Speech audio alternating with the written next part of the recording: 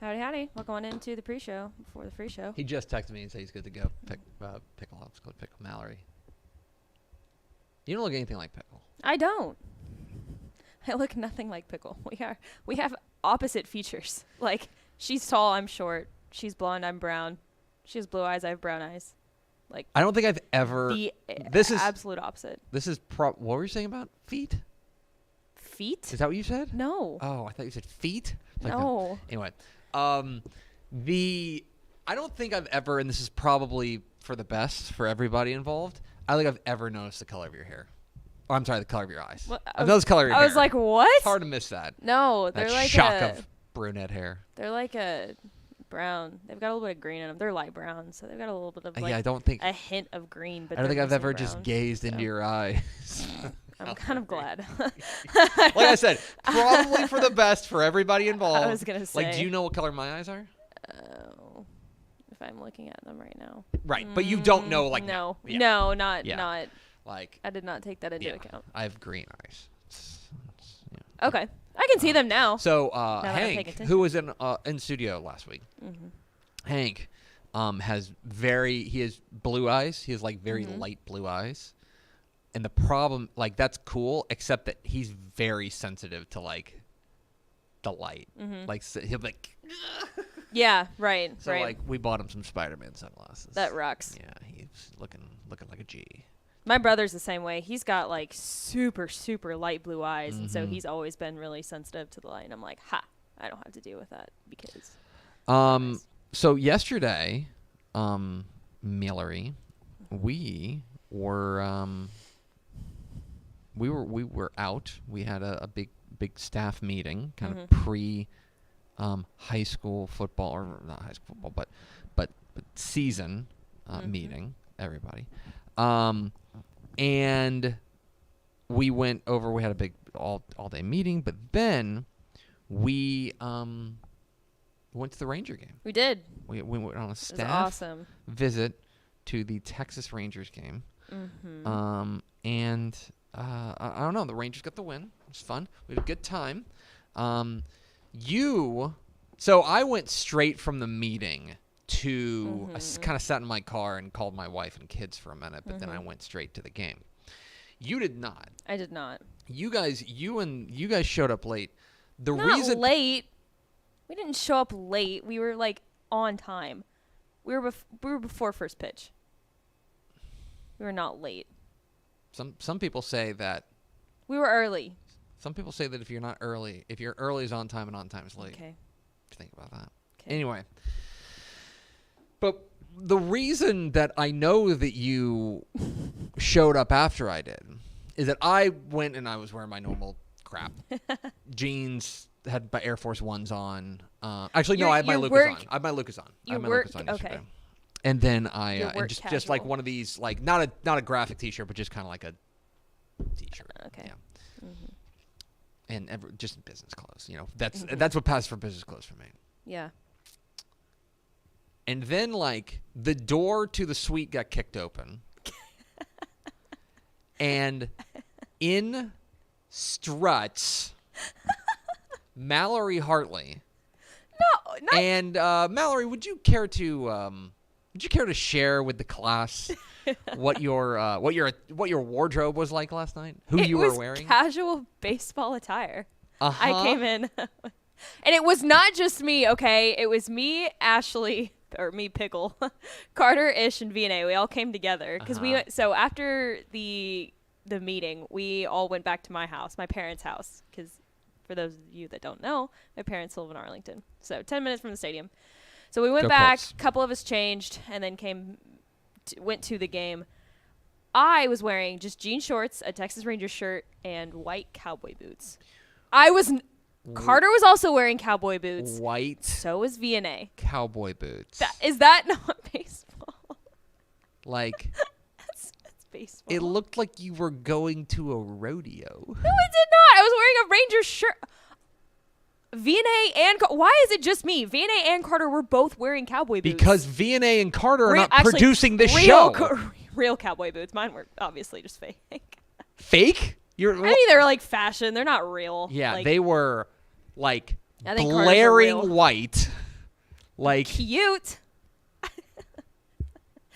I Well, didn't I was gonna notice wear if they my were cute or work. not. I was wearing like nice slacks and a nice. Oh, I know. No, shirt. no, I no, was no, no, not, no, no, no, no, no, no. What should I have shown up in? I agree Greg? with you. I want to tell you, I agree Gregory. with you. But what I thought was interesting was how you pulled the Superman thing, where you were Clark Kent, dressed like you always. True. One thing I could say about Mallory, and I mean this very sincerely, is that when it's business time, she's business. She dresses for business. You are very well put together. Thank you. In that regard, for business like clothes. And then, like, the next time I saw you, it was like, we're going to the honky tonk. Which is not me you know? at all. It was such a shock. And, like, it was so profoundly different than everything, like, than what you were wearing. So, I don't know. I thought about wearing a cowboy hat, too. No, I was not. You should have. No, I don't. Yeehaw. I don't even own a cowboy hat. It is the Texas Rangers. True. You know, their mascot's a horse. That's why I wore boots. Their mascot's a horse. That makes complete sense. Got a big 12-0 win. And the other thing, and I know that this because I texted Pickle as soon as it showed up. Monday's apparently the Ranger game. Mariachi night. Mariachi That's Monday. amazing.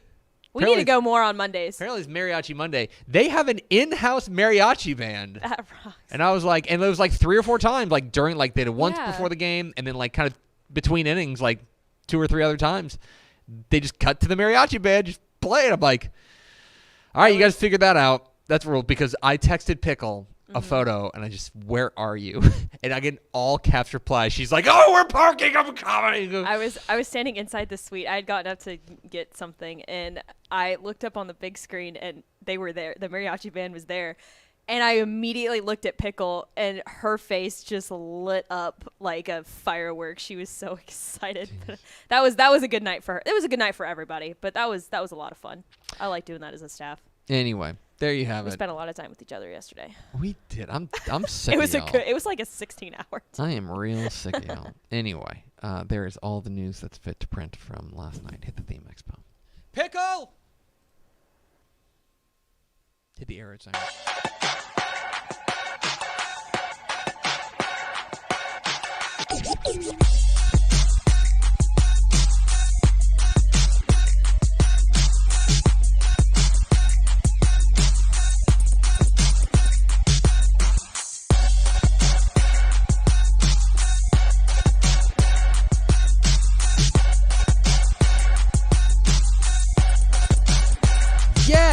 Yes, y'all.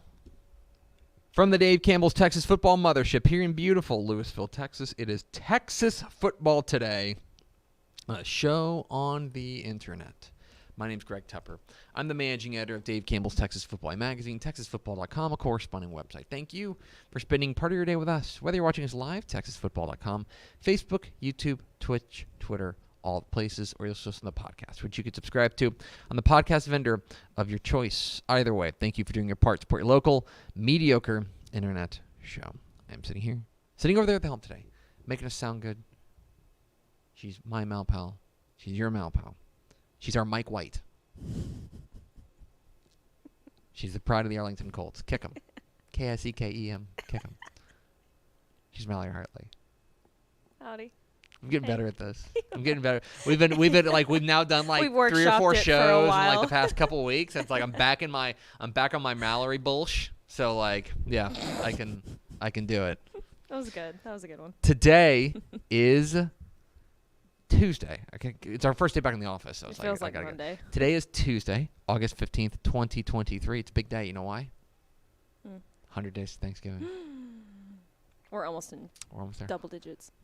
Tomorrow we will be actually, if history is any guide. Correct. 99 usually follows 100. 100 days to Thanksgiving. Happy birthday to Chief Keef. Let's go. Chief Keef turns 28 today. I love Chief Keef. Happy birthday, Chief Keef. Happy birthday, Chief Keef. Hope he's having a great day. I do too. It's episode 1,620 something? 30? 1,630? Sounds good. On today's show, folks, we got headlines from across the state, including a couple of things that I want to direct you to go read. I'm going to give you a little bit of a reading list here on Texas Football Today. We'll have that. And then back half the show, Mallory, he's back. Woo! We're pleased to announce that we have signed an agreement, and by signed an agreement, I mean I saw him in the parking lot on Friday, and I said, "Hey, you good to do it on Tuesdays again?" He was like, "Yeah." Yeah. Return of Craig Way, the Texas High School Football Hall of Famer, who joins us every Tuesday during the season to talk football across the Lone Star State. We will be joined by the great Craig Way coming up here at the back half of the program. Do we have first four through the door, Mallory? We sure do. It was Nick Morton, Tony Blaylock, Zill 0678, and Daniel Agnew. Welcome in, fellas. Wow, don't sound so excited. I'm a little tired. I know. It's tough. It's tough being me. Tough being you. All right, Mallory. Mallory, let's get to some headlines from across the state of Texas in the football world. We're going to start with, unfortunately, some sad news that came down last week. I believe it was last Friday. And that is that Jack Collins has died. Jack Collins passed away at the age of 82 last week. He is a member of the Texas Longhorns Hall of Honor. He played halfback on Darrell Royals teams from 1959 to 1961. He was a huge part of Highland Park history. He led them to an 11-1 record in the 4A state championship back in 1957. And he was the star of their state championship win over Port Arthur that year. And this is it's a huge loss. The reason that I'm bringing it up is Jack Collins also holds a very special place in our history because Jack Collins was the first ever cover boy of Dave Campbell's Texas Football. It's such a good cover, too. Back in 1960. It's an iconic cover. Jack Collins, the Texas running back, was on the cover of our very first edition back in 1960. The true gentleman. There's actually Adam Hochfeller, our president, sent me a photo of him, and I think we tweeted out of him and Dave. That was pretty cool. Jack Collins and Dave, together. Sad news, though. Jack Collins Jr. Jack Collins Jr. Died this last week at the age of 82. Speaking of, wow, I can't believe this is just a terrible way to start it. But speaking of tragedy, we are unfortunately we need to report that we had another loss in the coaching community last week. San Antonio Central Catholic head coach Mike Santiago passed away last week. The school announced this on Thursday after a battle with cancer. He was the head coach of the Buttons, San Antonio Central Catholic, for the last 6 seasons. In the San Antonio area, he is also known. He was also known as the first ever head coach of Incarnate Word. He was Incarnate Word's first ever head coach there in 2007 when they launched their football program. Before that, he was also head coach at head coach at Stephen F. Austin during his time. He went 39-27 there, and then went back to the high school ranks and coached at. But he also had stops at Lamar. He had stops at Texas State, a few places out of state as well. But a well-traveled coaching. Will-traveled coach across the state, but especially known there in the San Antonio area as the head coach of the San Antonio Central Catholic Buttons most recently, and also the first ever coach at Incarnate Word. Mike Santiago has passed away after a bout with cancer. Certainly, we're thinking about his family. Onto the college ranks. So this happened last week, and I don't remember why I was out, but I was out. And I read a tweet from our friend Brent Zwerneman at the Houston Chronicle. And he said, the tweet said something about like, man, you know what? I'm not one to let press conferences or media availability or quotes sway me, but like, I'm now much more bullish on A&M this year after hearing Bobby Petrino talk. Yeah. After hearing Bobby Petrino talk. And I was like, man, BZ, like, my first thought was like, dude, like, what? Like, why would you feel that way? Just like talking to somebody that feels like, come on, like, what are we doing here? We can't be that easily swayed. So I sent that text that tweet to Craven, our college football senior writer, and he wrote back. He goes, oh yeah, I'm the exact same way. He goes, I feel so much better about A&M this year now that I've heard from Bobby Petrino. And I'm like, okay, so. Essentially, and there's a piece up on TexasFootball.com about this. And the headline is, Bobby Petrino erases 8 months of unnecessary drama with one press conference. Yep. And a lot of it, I went back and watched it, and I see what they're saying. Because essentially Bobby Petrino, like for this entire offseason, since they've hired Bobby Petrino, all we've talked about is how Jimbo Fisher won't give a straight answer. He'll dance around it. And he'll just say, oh, it's a partnership. We'll see how it goes. We're going to see how it goes. Mm-hmm. And, we hired Bobby for a reason, but I'm also the head coach. Like, he's just dancing around, would not just come out and say, yeah, he's going to call plays. Yeah. He's going to call plays. And it was so frustrating because, dude, just why? All that does is because you've got these two explosive personalities, and all that does is fuel us thinking, here we go. There's going to be this is going to come to a head. It's all going to blow up, right? Mm-hmm.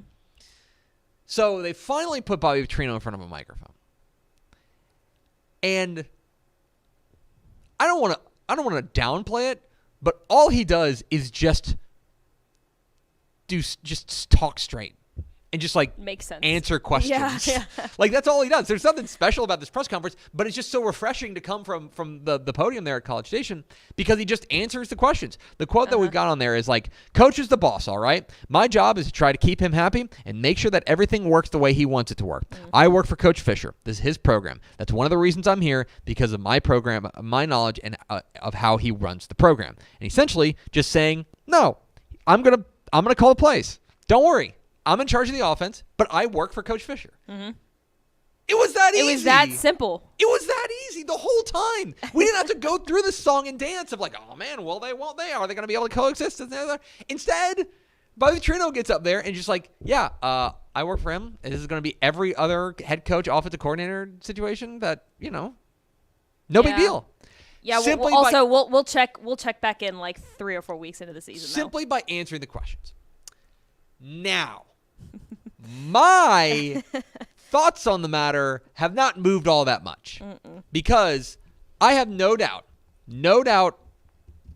that on was it September 9th, I think it is when they open? Yeah, September 2nd. When they open at home against New Mexico, I have no doubt that Bobby Petrino is going to be calling the plays.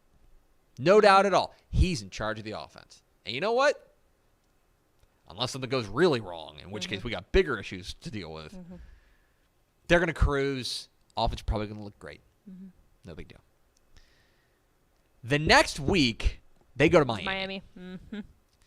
And I maintain that the real rubber meets the road moment will be if, in the third quarter, it's 17-10 Miami, and the offense just can't get into gear.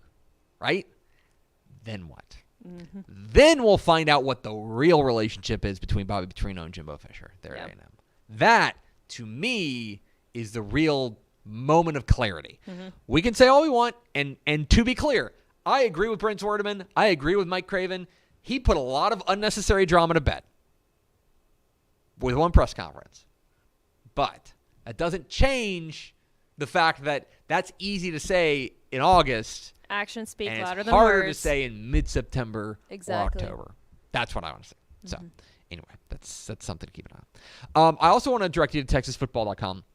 There's a great piece up on there about the Johnny Manziel documentary, Untold Johnny Football. Now, you guys reviewed it on Republic of Football, right? We did. You, Carter, and Ish reviewed the Untold Johnny Football. I listened to it. I thought your review was great. Would you give people a 50,000-foot view of your thoughts on the documentary? Yeah, I thought it was really, really well made. I think one of the things that Ish, Carter, and I all could agree on was that it wasn't too long. They didn't drag it out into a 3 to 4 part series because they easily could have, but they kind of kept it concise into about an hour and 15-minute documentary. And I really enjoyed how vulnerable Johnny Manziel was too, because there's a lot of those times in those documentaries where you know, a lot of guys just don't take the blame for what happened, and Johnny was very open throughout the whole documentary about what happened, and he took responsibility, and he knows what happened, and he was very open about it. And yeah, I would probably give it a 7.5 to 8 out of 10. Okay. So highly recommend. Yeah, I enjoyed you guys' review. I haven't watched it yet. Mm-hmm. But there's a great piece up on TexasFootball.com by Mike Craven who talks about the documentary through Mike Craven's personal lens. Yeah. I don't want to speak for Mike. He tells his story better than I ever can. I will tell you that he's had struggles in his past with addiction, and he's been very open and honest and clear about it, and very forthright about it. And I think he comes at it from a very thoughtful and very mature place. And I know that if you read the story, you will understand that this is the documentary really resonated with him for different reasons, reasons that I think you and I, who have not gone through the things that Mike has gone through, but millions and millions and millions of other people have, or know somebody who has, it was very it was particularly resonant with him. So I would invite you to the story is called More Untold Johnny Football's Struggles Helped Me See My Own. So I hope you will go and see that on TexasFootball.com. So there's a lot of good stuff on TexasFootball.com, and I want you to read all of it. Just go to there. But there's one thing I want to tell you to go read elsewhere, and I put it on my timeline on Twitter, or whatever we're calling it these days. Stupid. Twitter. It's Twitter.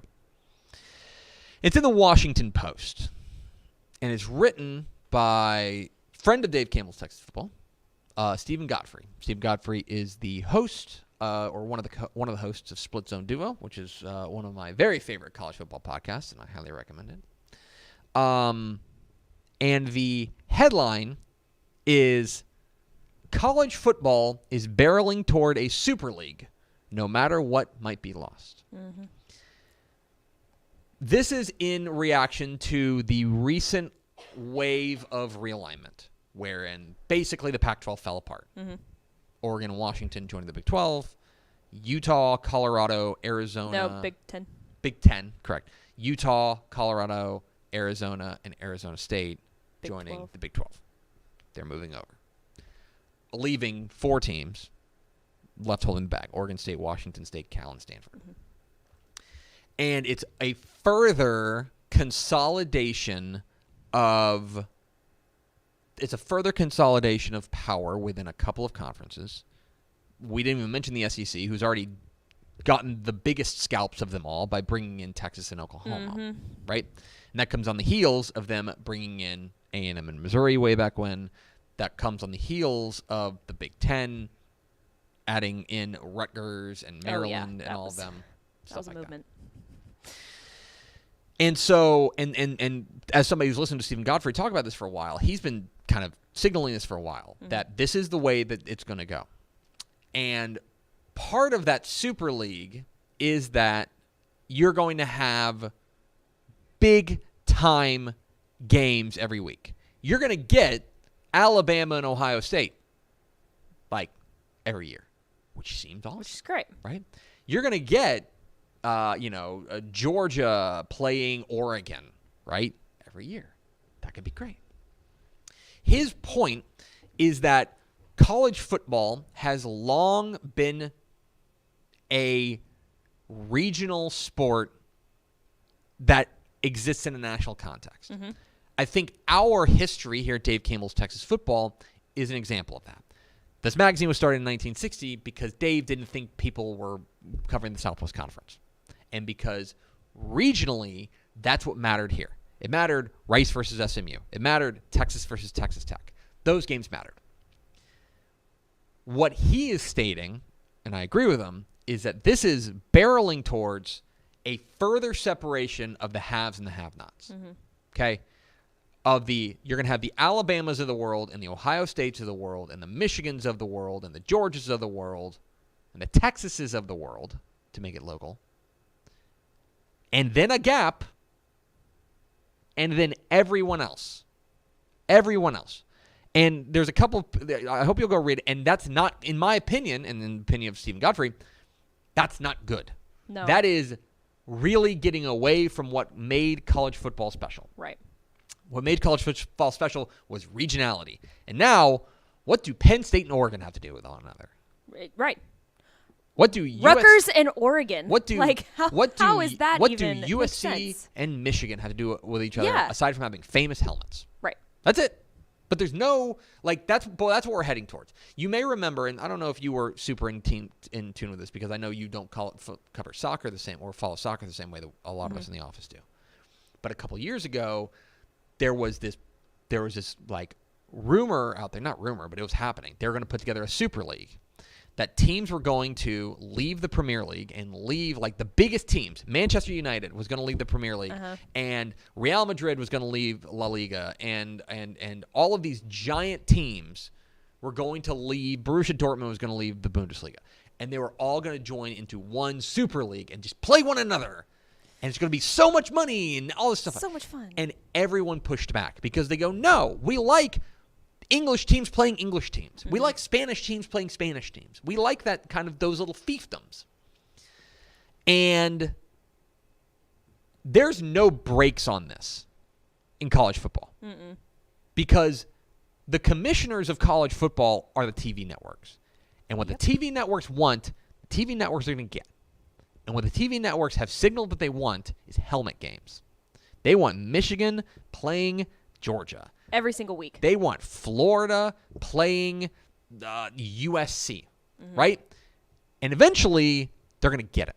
There's a couple of things quotes I want to bring out there. If anything has become clear this year, there's a quote from the Washington Post. If anything has become clear this year, it's that SEC member Alabama, $214 million in revenue in 2021, doesn't need to feign that it has the same interests and concerns as South Carolina, $144 million. When Ohio State, $251 million, is its actual peer. Because that's the other thing that's coming, and nobody wants to talk about this. Okay? Texas, giant brand, going to be fine. A&M, giant brand, going to be fine. Everyone else in Texas? What happens, North Texas. What happens to Utah? Sorry. What happens to Rice? You don't get to play in this sandbox. No. This is for the big kids. You can go over here and play on the little kid playground. And the way that some people, I think, wrongly think about FCS football, right? Oh, they're the FCS national champions. That level's coming for TCU, for Texas Tech, for Arizona State, for Houston. It's coming. One more quote there, which I think is interesting. A single pro-style super league is coming. One group of college football's most popular and wealthiest programs, affiliated solely for their financial prowess and absent of any history, geography, or any other consumer side concern. It's not about you, the fan. They don't care. They care about ratings. They care about TV deals. I hope you'll go read the piece in the Washington Post by Stephen Godfrey. The headline again is "College Football is barreling toward a super league, no matter what might be lost." And by the way, that's not 100 years from now. No. That's like next time we do this. Next couple of years. Like next year. I mean, it's starting. I don't think it's next year. It's I think because TV deals are still are happening. Yeah. How old are you? 24. Before your 40th birthday. Really? Wow. Sometime in the next 15 years. There's your prediction. Anyway, hope you'll go read it. We're Texas Football Today. We're here every weekday at noon on TexasFootball.com, talking football in the Lone Star State. You can follow us on Twitter at DCTF, like us on Facebook, Facebook.com/Dave Campbell's. Follow us on Instagram, Instagram.com/Dave Campbell's, and of course, see us at TexasFootball.com. Now, a word from these goods and services. Born and bred in Texas hits a little different, as it should. Texans love doing business with fellow Texans. VCR now takes its Texas roots as seriously as its many partnerships with schools and universities around the state. It's also why we're so proud to promote our brand in the pages of the Texas Bible, Dave Campbell's Texas Football, and on the airwaves of Texas Football Today. Driven by producing quality broadcast video, state-of-the-art audio, and LED video scoreboards at affordable prices, VCR now makes sure to listen to your needs in its athletic department before recommending the next best steps. Building great products is our business, and it's our focus on building meaningful, long-term partnerships with our clients that sets us apart. From our 24/7, 365-day help desk, the training lab in our hometown of Red Oak, or our sports marketing business plan that puts money back in the hands of our athletic departments we support, VCR Now is built to last.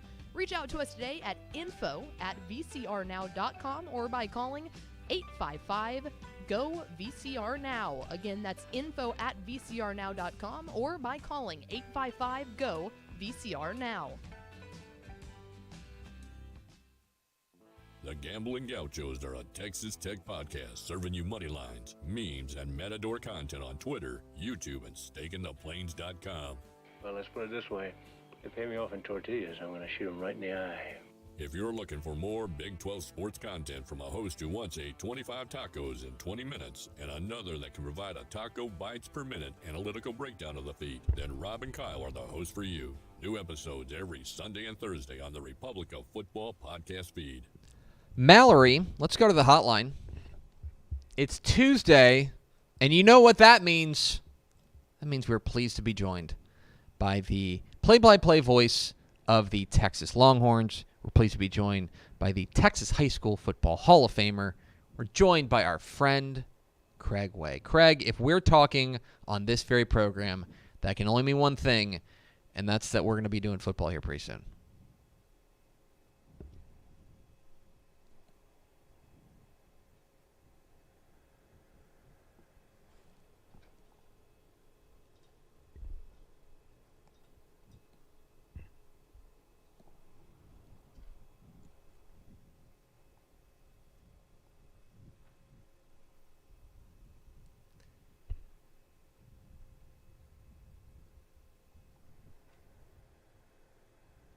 You are getting ready down there in Austin for week one for the Texas high school football season. It is going to be upon us sooner as opposed to later.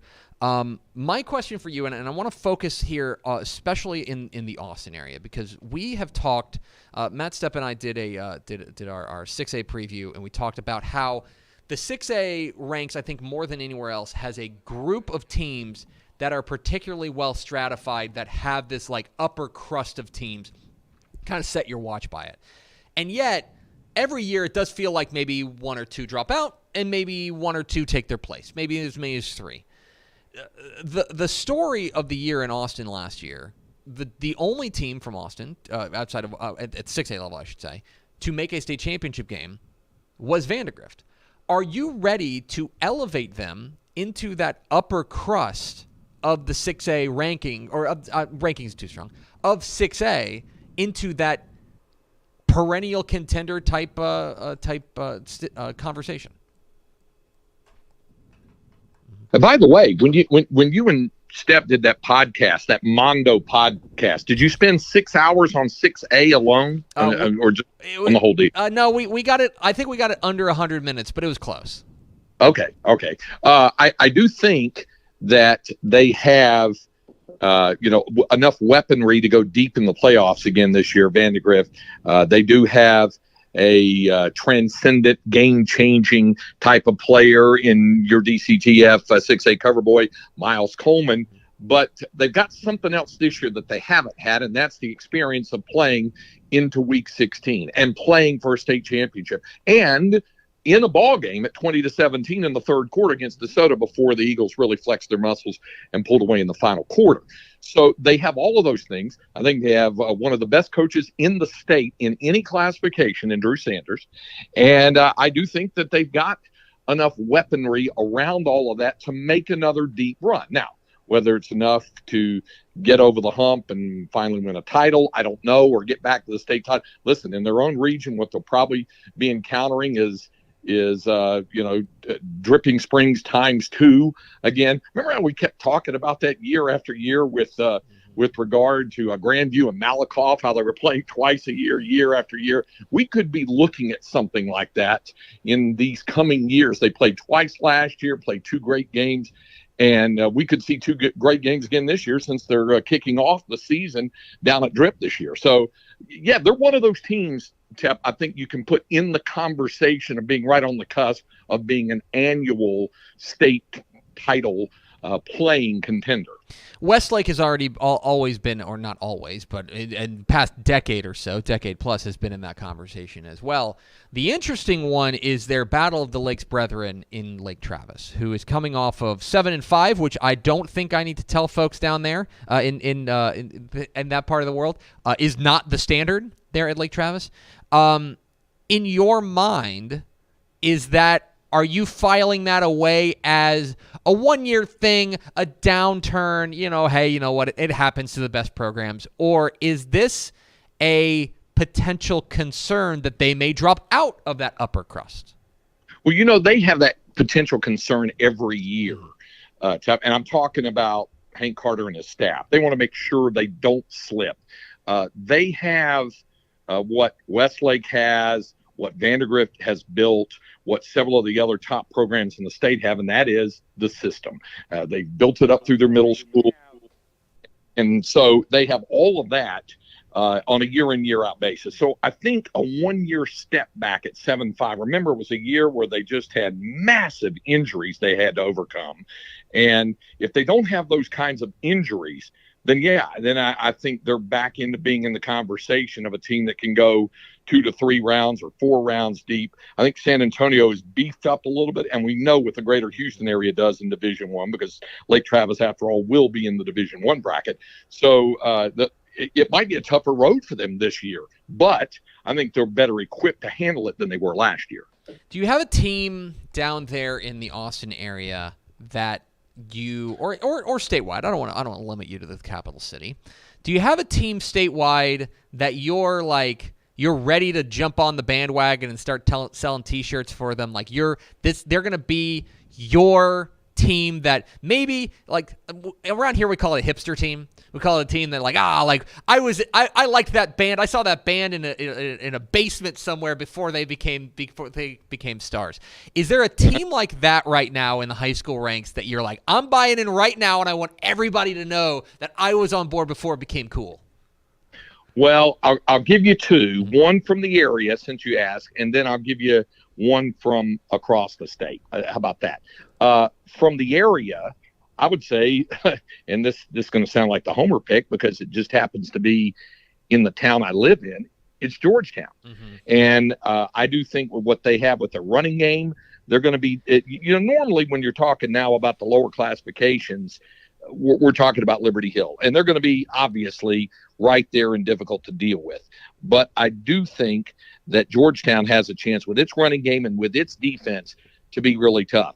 That's one team to watch out of the area. Now, I will also tell you that in as much as we'll talk about Georgetown in Class 5A and the team, and the team to really watch there in Class 3A Division II, and you and I were talking about it the other day, and I had them as a team that is under the radar maybe, and we joked about it, how under the radar can you be if you went to the Final Four a year ago?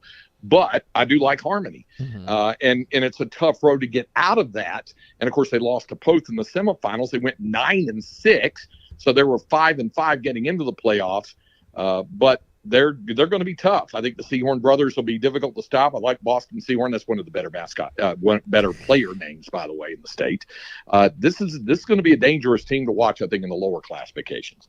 And finally, Craig, we've got a whole week, got a whole season of conversations ahead, but I do want to get you on the record here right now. There are 12 reigning, defending UIL Texas high school football state champions. Right now, which one would you say you would be most confident in going back to back? Or back to back to back if they've already won one. But which of the 12 state champions are you most confident or you think is the biggest favorite to repeat? I'd probably say Duncanville. I would probably go with Gunter, except we know what those Braveheart clashes, those battles those pitched battles that they have every year with Canadian are going to be like. So it's almost like flip a coin as to who's going to come through all of that. So perhaps Duncanville, now that they also have had a taste of it and have won a state title, under Reggie Samples. I think they're going to be difficult. DeSoto is also going to be tough as well, and I think the Division II bracket is probably going to be a little more wide open than the usual suspects. We know what North Shore is going to do in the D1 bracket in Region 3, and then we just talked about Lake Travis or Westlake in Region 4. So, I would probably feel safest with Duncanville, but it's hard to chisel that in granite, as we know, because there's so many of those annual usual suspects that we discuss every year like we're doing right now. He's Craig Way. He's a Texas High School Football Hall of Famer and the voice of the Texas Longhorns. He will be joining us here every Tuesday here on Texas Football Today, and you can see him again on Bally Sports Southwest this year, including, I'm supposed to say this, Sunday at 11 a.m., the Bally Sports Southwest, the Texas High School Football Season Preview Show presented by the Jack in the Box, which we recorded last week, which is when I saw Craig and asked him if he could be on the show. That's how all this works. I don't have any secrets about how we produce this show. Craig, appreciate your time, my friend, and I will see you much sooner than you think. Yeah, and my one remaining question is, Did Mallory miss her cue? Because when you said, Tuesdays, that's always when Pickle jumps in and goes, Tuesdays, and it kind of sets you off every week. That was my bad. There were some wires switched that I was trying to figure out. That is I take full responsibility. That will not happen again. She's actually producing, which is like I guess there's a bunch of wires over here that I got to figure out. I guess what does that mean Pickle does normally when she's doing that? But yeah, right. So she's just better at multitasking. It's still fall camp. We're not into the season. True, yet. True. We're this doing is a scrimmage. reps against air right now. Craig, appreciate your time, my friend. Talk soon. All right, we'll see you. There he goes, Craig Way, the Texas High School Football Hall of Famer, joins us every Tuesday here on Texas Football Today. And next week, Mallory, we're going to preview Week Stinking 1. Oh, gosh. Don't sound so excited. I am very excited, but I am very nervous.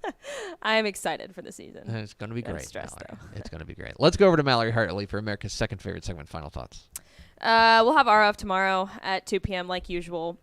I'm not quite sure about WTF. We are very busy this week, so hopefully we want to get the train rolling on that again. I want to address a tweet that you sent out last night without my permission, which was, so we were in a suite last night at the Ranger game. No, this was with your permission. And we had an absurd amount of food. Mm-hmm. They brought an absurd amount of food, and after, as the game was winding down, they brought in like to-go boxes. And one thing to remember is that this is an organization of journalists, right? We are, by very definition, poor. Right? Yes. We're scroungers. We are dumpster divers. Okay? It's what we do. Yeah. And so a lot of people grabbed to-go boxes. I grabbed to-go boxes and I go, you know what? I've got 2 boys at home. A 4-year-old and a 1-year-old, and there's some cheese pizza here, and there's some hot dogs here, and I'm just gonna grab them. There were 2 pieces of cheese pizza that had been sitting out for hours, hours, and then you grab 3 dogs with no bun. So it's just I don't need the bun. 2 pieces of cheese pizza in this styrofoam container with like 3 dogs just scattered around. Please go look at the picture. It's on my Twitter. It's so good. And I will tell you, this morning when Hank woke up and I He's showed like, him, and I showed him what he was having for dinner, that's a fired up young man. So you know what? The system works. Dad of the year. Let's go. Dad of the year. It's good news for us. Thanks for spending a little bit of your day with us. Follow us on Twitter at DCTUp. Like us on Facebook, facebook.com/Dave Campbell's. Follow us on Instagram, instagram.com/Dave Campbell. And, of course, see us at TexasFootball.com. Thanks again to Craig White, the Texas High School Football Hall of Famer, for joining us. For Mallory Hartley, I'm Greg Tepper. Vince Young, please meet your Player of the Year trophy. We'll see you tomorrow for This Week in Creighton on Texas Football Today.